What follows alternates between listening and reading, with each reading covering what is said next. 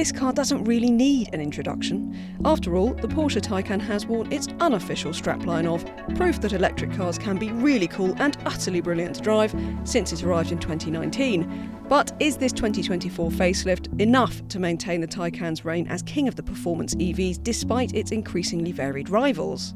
And when I say varied, I really do mean varied. So when the Porsche first arrived, it really only had rivals in the Audi e-tron GT and the Tesla Model S. Now, of course, the S has gone now, but you've got rivals like the BMW i4, the i5, even the i7, you could argue is a rival to this, the Mercedes EQE and the EQS. You could even say that Hyundai and Kia are nibbling at Porsche's heels with cars like the EV6 GT and the Ioniq 5N.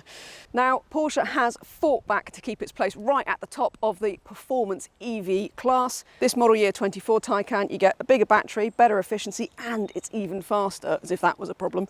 Now, they have kept the styling pretty much the same, and why wouldn't you? Because I think it still looks absolutely spectacular. But the big news is that you get bigger battery, so now you can choose between an 82.3 kilowatt hour battery or the 97 kilowatt hour optional Performance Plus battery. Between that bigger battery, better brake regen system and new motors for more power and better efficiency, that means that WLTP range is up to 422 miles with the Performance Plus battery or up to 367 miles with the standard battery. Charging is faster too, and you can now charge it up to 320 kilowatts. This is the basic Taycan. This is the cheapest Taycan that you can buy. It gets 429 brake horsepower, 0 to 62 in 4.8 seconds, and it is the only Porsche Taycan that you can buy which is rear-wheel drive. It's only got a single motor on the rear axle. Everything else is four-wheel drive. That does mean, because this car has got the optional upgrade to the bigger battery, that means that you get the longest range possible of 422 miles official WLTP. If you go for the 4S that I reckon most people will go for, then that dips to about 401 miles. And it is a joy to drive, and the fact that this is the basic Taycan, I mean, 4.8 seconds isn't that basic a performance, is it? But with this upgrade for the 24 model year, you can also get a new, even faster range top in the Turbo S, which has got over 900 brake horsepower and will do 0 to 62 in 2.4 seconds. I mean, it gets to a point where you just really wonder whether that's necessary. And there's all manner of Taycans in between all of that, so there really is a Taycan for everyone, but don't discount this one. I know it's the entry-level one, but it's really good. More than fast enough. You've still got all your drive modes down here. That's all standard. Normal, Sport, Range, Sport Plus. That's all there. And I really rather like, there's a few little details about it. So it stays in the drive mode that you choose. So you can turn the car off, come back to it the next day, and it'll still be in the drive mode that you chose before. So I like that. That's quite a nice little detail. It's quite rare these days. The ride is really brilliant on it. And yet there's such a real sense of control through the steering. So coarser road surfaces, you can feel it through the wheel. Some might argue that that's a lack of refinement with vibration. I really like it because it makes it feel tactile, like you can really feel what's going on the road surface and what's going on with the tyres. The brake feel, still the best of any electric car I've ever driven. It's fabulous. I really, really love it. Just the way it turns into corners, even this rear-wheel drive car, really nice front end to it.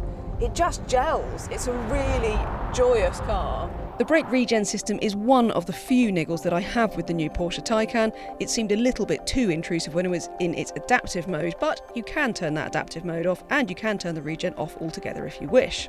So that's one thing that has annoyed me a bit, but it's comfortable, but it's so well controlled, and yet it's also firm enough that you're never under any illusion that this is also a sports-oriented car. So I think that's just wonderful. You do get adaptive dampers as standard as well. You get all this infotainment stuff down here, big screen down here. Now, I do really love the interior of this car. This sort of frameless, curved screen behind the wheel. Everything about the Taycan, I think, is just spot on. And this upgrade has addressed the main thing with the Taycan, which was that real-world range. So, I mean, we've seen indicated 370 miles to a charge in the real world from this car. I think in reality, having driven it for most of today, I think we're probably seeing more like around about 340, 350, so not far off.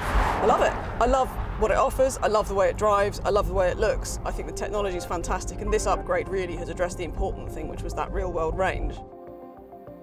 So this is the finest electric car out there to drive. It looks epic. There's quite literally a version for anyone, whether you're happy with rear-wheel drive and a mere 4.8 seconds to 62, or whether you want a hatchback boot, a slightly off-roady look and raised ride height, or something with utterly bananas performance like the new Turbo S. Needless to say, really, this is just Such a wonderful car, just sublime. It's been in my dream garage for, well, since it came out in one form or another, for sure. What I don't love so much about the Taycan is Porsche's habit of making the options fiendishly expensive and really complicated as well. The wheels are optional, the paint's optional, the darker trim is optional, there's the 4+1 seating, there's more as well I'm forgetting, but this is a £96,000 car. I mean, 96 grand for the cheapest Taycan. And this hasn't even got the Burmester sound system. Adaptive cruise control is £1,000 on a Porsche. Standard on a Kia or, you know, Volkswagen Golf, obviously. Optional on a Porsche. But it has always been like this, hasn't it, with the performance brands, and Porsche's rivals, you know, equivalent rivals are just as bad. So I think I personally would take, I think I'll take the Cross Turismo because I like the off-roady bits. I'll take it in Neptune Blue. I'll take the Turbo S alloys. I will also have the Racetex interior, and I do want the Racetex steering wheel with heating and the Racetex lining. I'll take the adaptive cruise control, the Burmester sound system, definitely the panoramic roof with the shading on it, and I'll take the roof rails, and I'll also, yes, what else will I have? I'll have the sports seats. Once you've dragged yourself away from the Porsche configurator, don't forget to head to cargurus.co.uk for a whole host of fantastic used cars, including some really nice Porsches. Please do like the video, subscribe to the CarGurus UK YouTube channel and turn your notifications on so that you don't miss any of our videos.